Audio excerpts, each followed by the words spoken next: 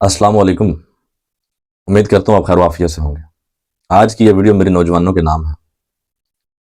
آج کی ویڈیو دیکھنے کے بعد میں امید کرتا ہوں کہ وہ تمام نوجوان جو اپنی زندگیوں کو اس نہج پر لے آئے ہیں کہ جہاں مایوسی اور تنہائی کے سوا ان کے پلے کچھ نہیں رہا، ان کو امید کی کرن بھی مل سکتی ہے۔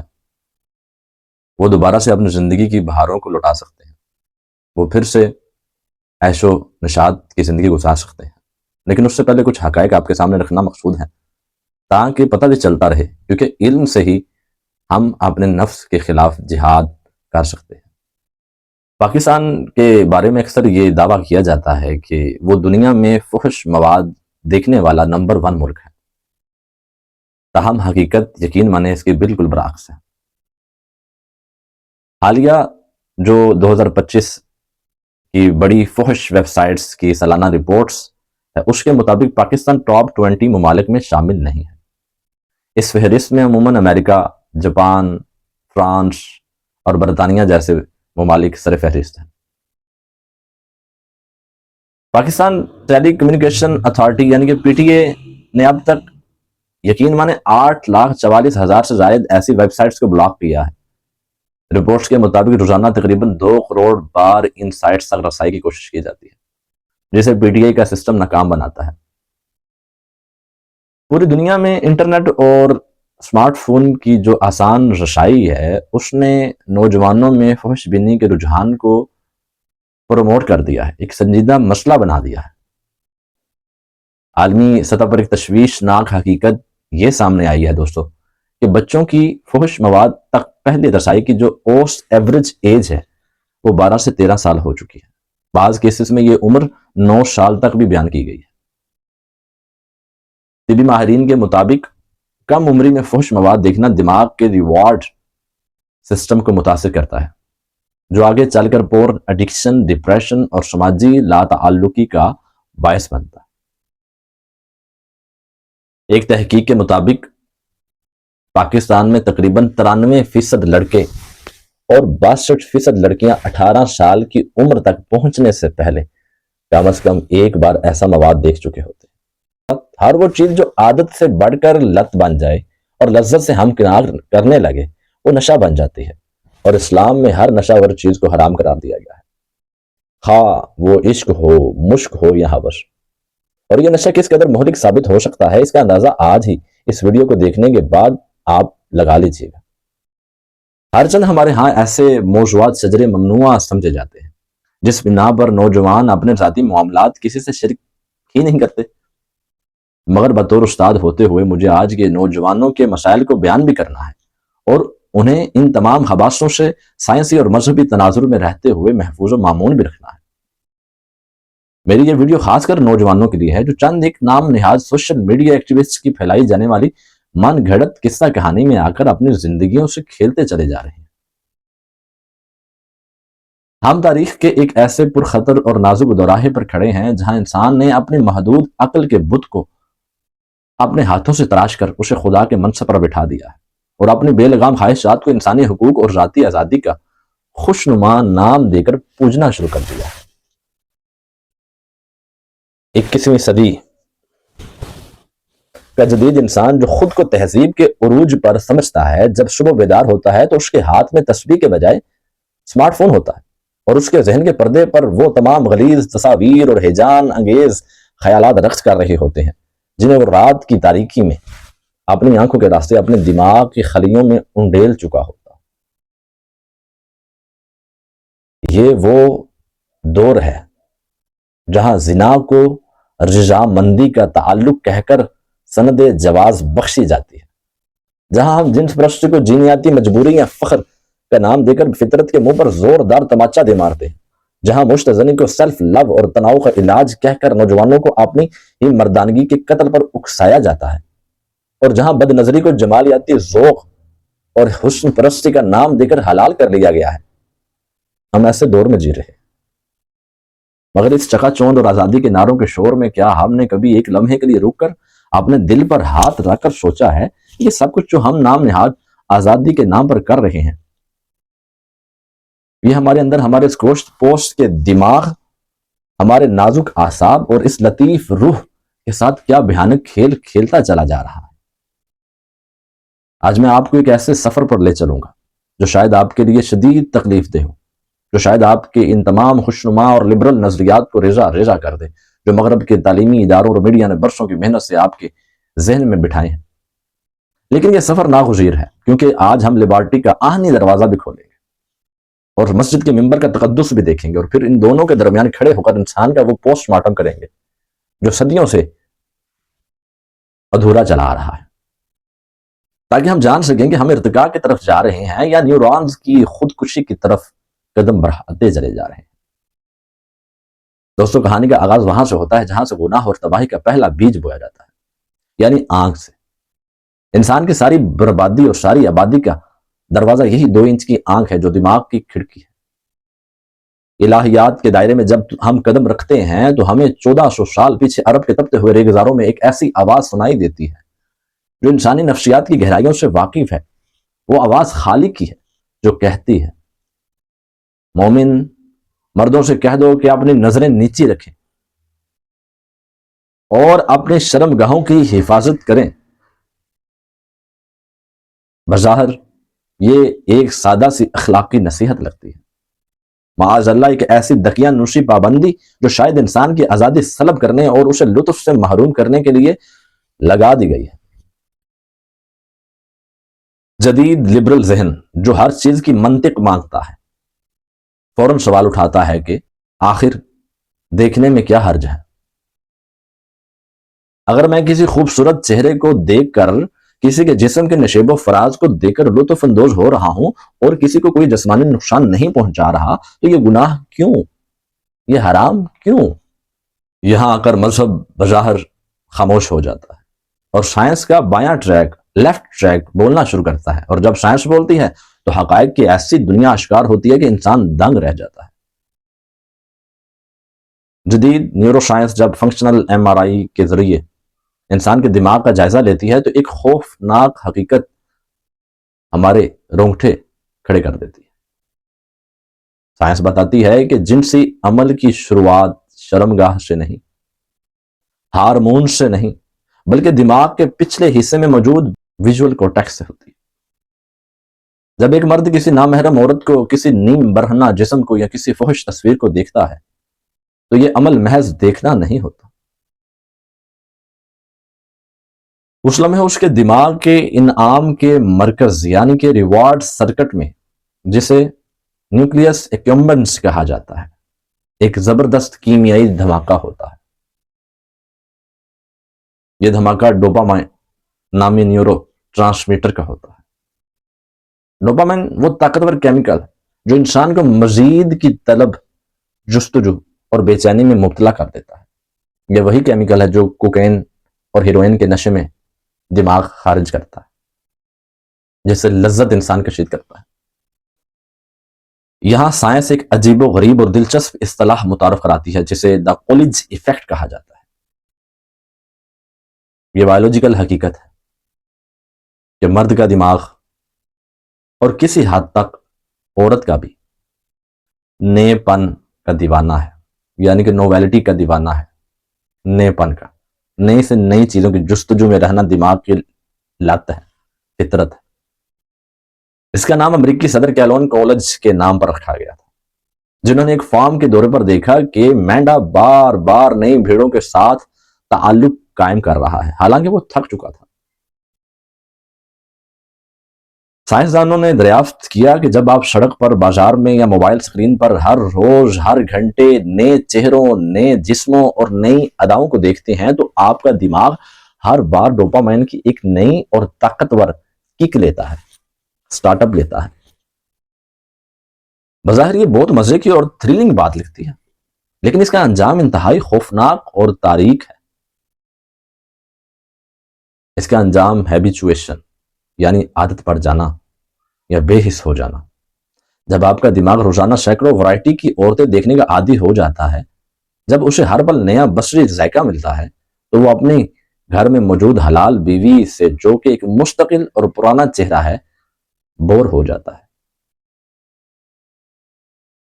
اسے وہ بیوی اب پرانی بے کشش اور معمولی لگنے لگتی ہے، حالانکہ اس بیوی میں کوئی کمی نہیں ہوتی، وہ اتنی ہی خوبصورت ہوتی ہے جتنی پہلے دن تھی۔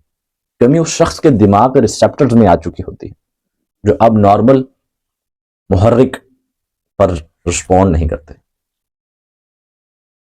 اسلام نے جب نظریں جھکانے کا حکم دیا تو وہ دراصل آپ کو تنگ نظر یا ملا نہیں بنا رہا تھا، بلکہ وہ آپ کے دماغ کی اس حساسیت کی حفاظت کر رہا تھا۔ وہ آپ کے ڈوپامین لیول کو مستحکم رکھ رہا تھا تاکہ آپ کی بیوی آپ کے لیے ہمیشہ نئی اور پرکشش رہے اور آپ کا خاندانی نظام تباہ و برباد نہ ہو۔ سائنس آج چیخ چیخ کر کہہ رہی ہے کہ نظر کی آوارگی انسان کو جنسی نااہلی اور عدم اطمینان کی طرف لے جاتی ہے، اور قرآن صدیوں پہلے کہہ چکا تھا کہ یہ پاکیزگی ازقالہم کا رستہ ہے۔ آنکھ کی اس خیانت اور دماغ کی اس ابتدائی بربادی سے تھوڑا مزید آگے بڑھے تو اگلا پڑاؤ بد خیالی، فینٹیسی اور پھر مشتزنی یعنی کہ مسٹربیشن کا آتا ہے۔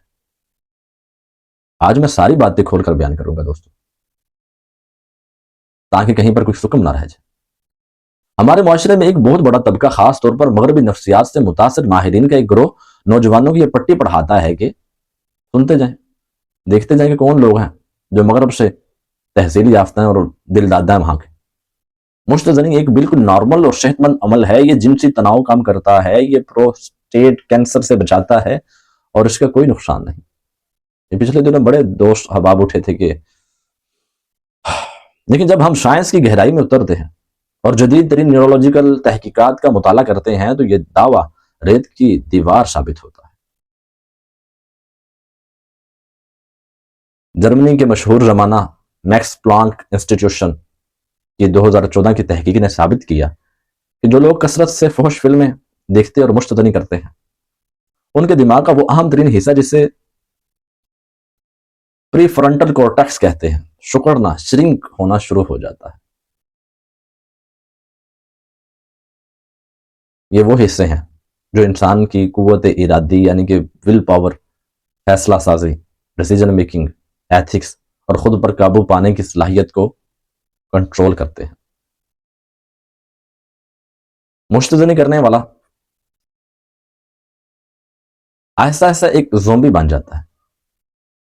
اس کی ہمت، اس کا عزم، اس کی آنکھوں کی چمک اور اس کے چہرے کا نور ختم ہو جاتا ہے۔ سائنس اسے سپر نارمل سٹیمولس کا نام دیتی ہے، یعنی آپ اپنے دماغ کو پکسلز اور اسکرین کی صورت میں ایک ایسے جھوٹی دنیا کا عادی بنا رہے ہیں جس کا حقیقت سے کوئی تعلق نہیں۔ آپ کا دماغ سمجھتا ہے کہ اس کے پاس ہزاروں عورتیں ہیں، حالانکہ حقیقت میں وہ ایک بند کمرے میں تنہا بیٹھا اپنی زندگی برباد کر رہا ہوتا ہے۔ یہاں ایک اور خوفناک اور لرزہ خیز سائنسی حقیقت PIED یعنی کہ پون انڈیوس اریکٹائل ڈس فنکشن کی صورت میں سامنے آتی ہے۔ آج کل کے 20-22 سال کی صحت مند نوجوان شادی کی پہلی رات ہی ناکام ہو رہے ہیں۔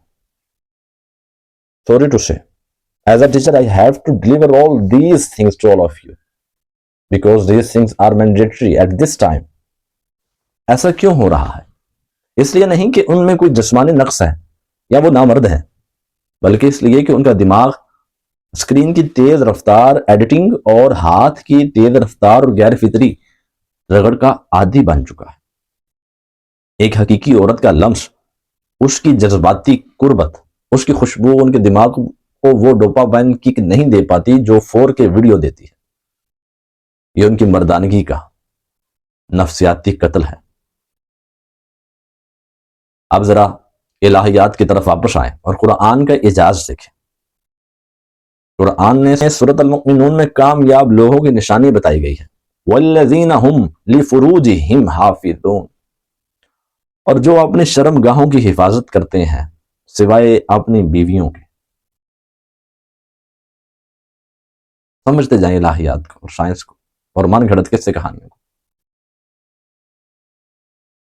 اور جو اس سے آگے بڑھے اسے قرآن نے کیا کہا ہے ذرا سن لیجیے.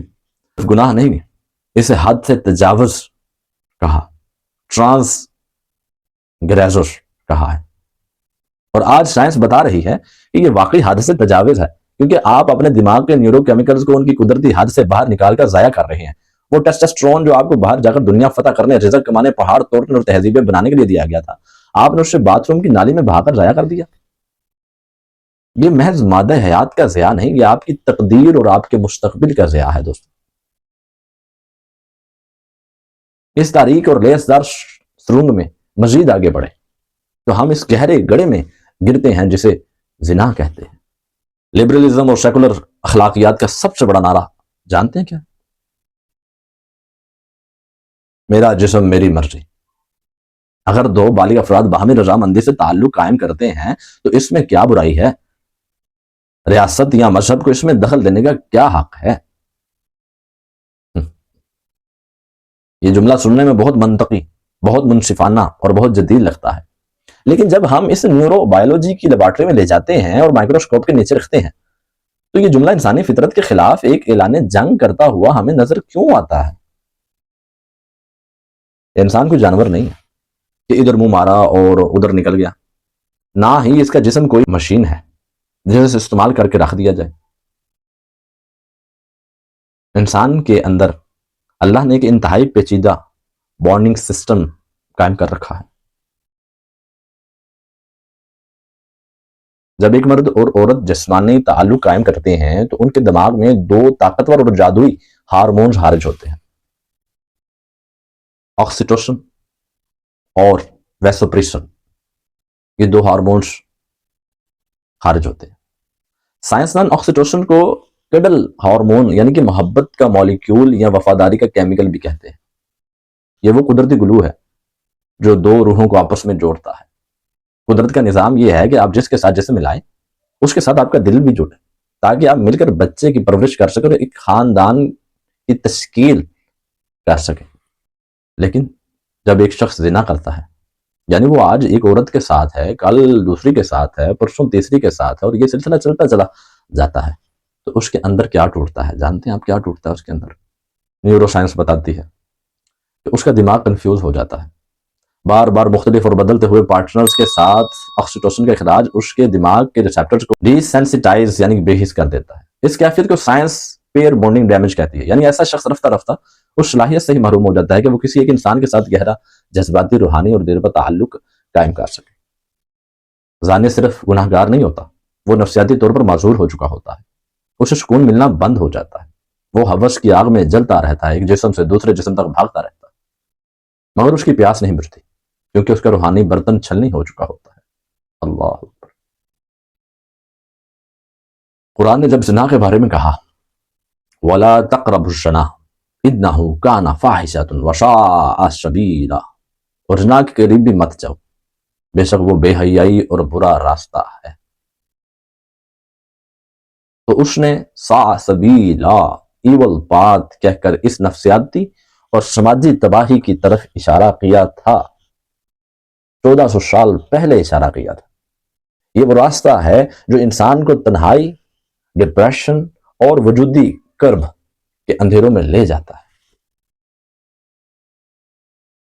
اور بات یہی ختم نہیں ہوتی، پکچر بھی باقی ہے میرے دوست. زنا آپ کی ڈی این اے پر بھی اثر انداز ہوتا ہے. ایپی جینیٹکس کی جدید تحقیق بتاتی ہے کہ آپ کے اعمال، آپ کا تناؤ، آپ کی جنسی عادات اور آپ کے گناہ آپ کے جینز کے ایکسپریشن کو بدل دیتے ہیں. اگر آپ زنا کے عادی ہیں تو آپ اپنے ہونے والے بچے کو وراثت میں ایک بے چین روح، ہوس زدہ مزاج اور کمزور قوت ارادی منتقل کر رہے ہیں. کیا یہ اپنی نسلوں پر ظلم نہیں ہے؟ ادھر لبرلزم کے پرچارک سامنے آئے تو صحیح، پڑھیں اس تحریر کو، اس ویڈیو کو دیکھیں. اور اب ہم آتے ہیں اس موضوع کی طرف جو آج کل مغرب کا سب سے بڑا مقدس گائے اور سب سے زیادہ متنازع اور حساس ایشو ہے. مقدس گائے یعنی کہ آپ سب سمجھ چکے ہوں گے، یعنی کہ ہم جنس پرستی، ہومو سیکسوالٹی، ہم جنس پرستی. مغرب نے پوری دنیا کو اقوام متحدہ کے ذریعے، میڈیا کے ذریعے اور نشاب کے ذریعے یہ باور کرانے کی کوشش کی ہے کہ گے از اوکے، اور یہ لوگ ایسے ہی پیدا ہوتے ہیں، بورن دس وے۔ یہ جھوٹ اتنا تواتر سے، اتنی شدت سے اور اتنے یقین سے بولا گیا کہ اب یہ سچ لگنے لگتا ہے۔ کسی انگریز نے کہا تھا کہ جھوٹ اتنی تواتر سے بولو کہ وہ سچ لگنے لگے، تو مغرب کا یہ وتیرہ رہا ہے، انہوں نے کیا۔ لیکن آئیے جذبات سے ہٹ کر ذرا سائنس کی تازہ ترین اور بڑی رپورٹس دیکھتے ہیں۔ 2019 میں سائنس میگزین میں ایک تحقیق شائع ہوئی جو تاریخ کی سب سے بڑی اور جامع جینیاتی تحقیق تھی، جس میں 5 لاکھ لوگوں کا ڈی این اے شامل تھا۔ 5 لاکھ لوگوں کا ڈی این اے شامل تھا۔ اس تحقیق، اس سروے کا، اس ریسرچ ورک کا کیا نتیجہ نکلتا ہے؟ نتیجہ مغرب کے بیانیے کے منہ پر زوردار تماچا تھا۔ تحقیق نے واشغاف الفاظ میں کہہ دیا there is no single gay gene. Is it not interesting thing? There is no single gay gene. سائنسدانوں نے واضح کر دیا کہ ایسا کوئی جین ہے ہی نہیں جو انسان کو پیدائشی طور پر ہم جنس پرست بنا دے۔ تو پھر یہ کہاں سے آ گیا؟ یہ رویہ جینیاتی مجبوری نہیں دوستو، بلکہ ماحولیاتی اثرات، بچپن کے ٹراما، نفسیاتی الجھنوں اور ہارمونل عدم توازن کا پیچیدہ نتیجہ ہے۔ سوری۔ ارتقائی سائنس کے ٹریک پر دیکھیں تو ہم جنس پرستی ایک ڈیڈ اینڈ بند گلی ہے۔ ارتقاء کا بنیادی مقصد، جیسا کہ ڈارون بھی کہتا ہے، بقا، سروائیول اور افزائش نسل، ریپروڈکشن ہے۔ ہم جنس پرستی اس بنیادی مقصد کی کھلی نفی ہے۔ اگر پوری انسانیت ہم جنس پرست ہو جائے تو 1 صدی کے اندر انسان کے نام و نشان روئے زمین سے مٹ جائے گا۔ ہے نا چوکا دینے والی تحقیقات۔ فطرت کبھی بھی ایسے رویے کو سپورٹ نہیں کرتی، اسے پروموٹ نہیں کرتے جو اس کی اپنی بقا کے خلاف۔ طبی اعتبار سے دیکھیں تو امریکہ کے سینٹر آف ڈیزیز کنٹرول کے اعداد و شمار جو کسی مولوی نے نہیں لکھے، چیخ چیخ کر بتا رہے ہیں کہ ہم جنس پرست مردوں MFM میں HIV، آتشک اور مقعد کے کینسر، اینل کینسر کے شرح عام آبادی کے مقابلے میں کئی 100 گنا زیادہ ہے۔ ہومو سیکسوالٹی کے پروموٹر سنیں اس چیز کو، یہ فطرت کا انتقام ہے، یہ بائیولوجی کی بغاوت ہے۔ اب ذرا آئیے الہیات کے ٹریک کو دیکھتے ہیں کہ وہ اس حوالے سے کیا کہتا ہے۔ قرآن نے قوم لوط کے عمل کو فاحشہ کہا اور فرمایا، کیا تم جہان والوں میں سے مردوں کے پاس جاتے ہو؟ اللہ نے اسے فطرت کے خلاف بغاوت قرار دیا۔ کیا تم جہان والوں میں سے مردوں کے پاس جاتے ہو؟ قرآن نے ایک اور اہم نقطہ اٹھایا کہ تم نے وہ کام کیا جو تم سے پہلے کسی نے نہیں کیا، یعنی یہ ایجاد شدہ برائی تھی، پیدائشی مجبوری نہیں تھی۔ نقطہ سمجھنے کی کوشش کریں، اٹ از انوینٹڈ۔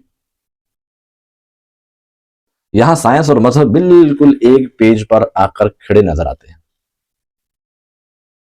سائنس کہتی ہے کہ یہ بایولوجیکل ایرر اور ارتقائی خودکشی ہے، اور مذہب کہتا ہے یہ روحانی خودکشی اور حدود اللہ کی پامالی ہے۔ دونوں متفق ہیں کہ یہ نارمل نہیں ہے، یہ انحراف ہے، ڈرفٹ ہے۔ اب ان تمام بکھرے ہوئے ٹکڑوں کو جوڑ کر ایک ختمی تصویر دیکھتے ہیں اور اس فکری سفر کا حاصل نکالتے ہیں۔ ہم دیکھتے ہیں کہ جسے آج کا انسان آزادی سمجھ رہا ہے وہ دراصل اس کی بدترین غلامی ہے۔ وہ اپنے ہی دماغ کے کیمیکلز ڈوپامائن کا غلام بن چکا ہے۔ وہ سمجھتا ہے کہ وہ اپنی مرضی کر رہا ہے، لیکن دراصل بڑی بڑی کارپوریشن جیسے porn industry, dating apps, fashion industry کا کٹ پتلی تماشا بنا ہوا ہے، جو اس کی ہوس کو کیش کر کے اربوں ڈالر کما رہی ہیں۔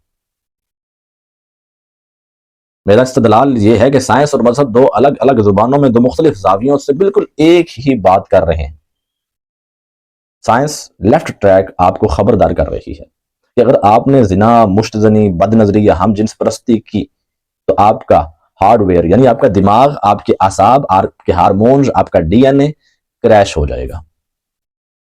آپ ڈپریشن، انزائٹی، بانجھپن اور جنسی کمزوری کا شکار ہو جائیں گے. سائنس آپ کو دنیاوی نقصان سے ڈرا رہی ہے اور مذہب رائٹ ٹریک جو ہے آپ کو خبردار کر رہا ہے کہ ان اعمال سے آپ کا سافٹ ویئر یعنی آپ کی روح، آپ کا ایمان، آپ کا سکون قلب، آپ کی آخرت کرپٹ ہو جائے گا. آپ اللہ کی رحمت سے دور اور شیطان کے قریب ہو جائیں گے. مذہب آپ کو اخروی احتساب، اکاؤنٹیبلٹی سے ڈرا رہا ہے. ڈرا دونوں رہے ہیں اور ایک ٹریک پر آ چکے ہیں. انسان کی عظمت اس کی انسانیت اس میں نہیں ہے کہ وہ ہر اس خواہش کے پیچھے کتے کی طرح بھاگے جو اس کے دماغ میں ابھرتی ہے. جانور کے اندر بھی شہوت ہے، انسان کے اندر بھی ہے، لیکن فرق یہ ہے کہ جانور کے پاس بریک نہیں ہے. انسان کے پاس اللہ نے پری فرونٹل کورٹیکس، دماغ کا جو اگلا حصہ رکھا ہے نا، یہ والا جو اسے روکنے، سوچنے اور فیصلہ کرنے کی صلاحیت دیتا ہے، اور اسی بریک کو قرآن تقویٰ کہتا ہے. یہ جو پابندیاں اسلام نے لگائی ہیں، یہ اپنی نظر نیچی رکھو، زنا کے قریب نہ جاؤ، قوم لوط کے عمل سے بچو، اپنی شرمگاہ کی حفاظت کرو، یہ کوئی آپ کو لطف سے محروم کرنے کے لیے نہیں ہے، یہ آپ کو اذیت دینے کے لیے نہیں ہے، بلکہ یہ آپ کی اس قیمتی مشینری کے سیفٹی پروٹوکولز ہیں. اگر آپ سمجھیں تو جیسے گاڑی کے مینول میں لکھا ہوتا ہے کہ اس پیٹرول انجن میں ڈیزل مت ڈالنا ورنہ انجن سیز ہو جائے گا، ویسے ہی خالق نے قرآن کے مینول میں لکھ دیا ہے کہ اس انسانی جسم میں زنا اور حرام کاری کا ایندھن مت ڈالنا ورنہ تمہاری روح سیز ہو جائے گی، جکڑی جائے گی اور تمہارا دماغ بیکار ہو جائے گا. آج کے نوجوان کے پاس دو راستے ہیں اور انتخاب اسے خود کرنا ہے. یا تو وہ لبرلزم کے کھوکھلے نعروں کے پیچھے لگ کر اپنی جوانی، اپنی طاقت، اپنی صلاحیت اور اپنا سکون برباد کر لے اور 40 سال کی عمر میں ایک ایسا کھوکھلا وجود بن کر رہ جائے جو نہ کسی سے وفاداری کر سکتا ہے، نہ خود سے مطمئن ہے اور نہ ہی کسی عظیم مقصد کے قابل ہے. یا پھر وہ اس یونیورسل ٹروتھ کو تسلیم کر لے کہ اس کا جسم اس کی ملکیت نہیں ہے بلکہ اللہ کی امانت ہے. وہ اپنی عفت کی حفاظت کرے، اپنی نظروں کو قابو میں رکھے، اپنے شہوت کو صرف نکاح کے حلال اور پاکیزہ راستے پر خرچ کرے اور اپنی توانائی کو تسخیر کائنات پر لگا دے. یہی وہ راستہ ہے جس پر چل کر انسان اشرف المخلوقات بنتا ہے، ورنہ اسفل السافلین، جانوروں سے بھی بدتر گہرا اور تاریک گڑھا اس کا منتظر ہے. فیصلہ آپ کا ہے کیونکہ اختیار، فری ول اللہ نے آپ کے ہاتھ میں دی ہے، مگر یاد رکھیے نتائج آپ کے ہاتھ میں نہیں ہے. فطرت اپنے مجرم کو کبھی معاف نہیں کرتی، وہ اپنا بدلہ لیتی ہے، اور خدا اپنے باغی کو چھوڑتا نہیں. اور اس کا حل کیا؟ آپ جو یہ سارا کچھ کر چکے ہیں، ایک ہی حل ہے کہ تم لوٹ آؤ گے تو میں بھی لوٹ آؤں گا. خدا اپنے باغی کو کبھی چھوڑتا نہیں جب تک کہ وہ سچی توبہ نہ کر لے، جب تک کہ وہ سچی توبہ نہ کر لے.